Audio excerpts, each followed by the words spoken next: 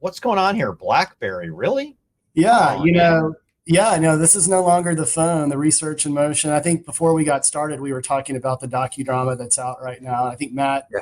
you've watched it. I plan to watch it, but yeah, I've been spending time with BlackBerry over the past few years, and they're leveraging that brand equity and what they did with the most secure smartphone in the world, and really developing a full portfolio from a security solution standpoint. And so the recent news this week is around how they are going to separate their IoT and security businesses. And what they're going to do, they're going to spin off the IoT business and do that through an IPO.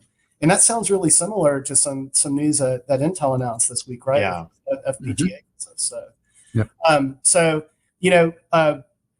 executives state that it's going to provide organizational agility and flexibility and potentially the capability to sort of accelerate the roadmap. I mean, security is very, very competitive. And, but, I think it's interesting if you sort of read between the lines here, spinning off its IoT business and launching an IPO.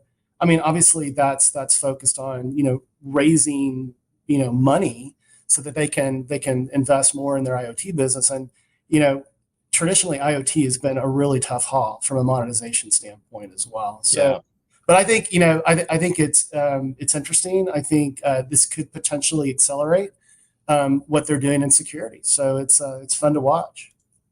Yeah, it's fun to have you tuning in as well. And it's just amazing that BlackBerry, doesn't have any hardware anymore. They actually bought this security capability, and then they've kind of become a security company.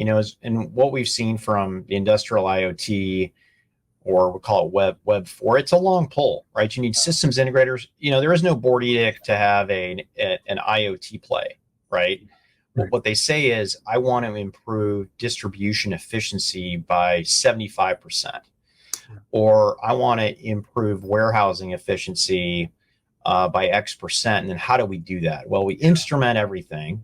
And typically that instrumentation has something with a CPU in it. Anytime you have a CPU, you have and it's connected, there's potential security nightmare for that you've created, and you have to protect it, right? And that's this whole notion of, going from 4 billion endpoints to 4 trillion, right?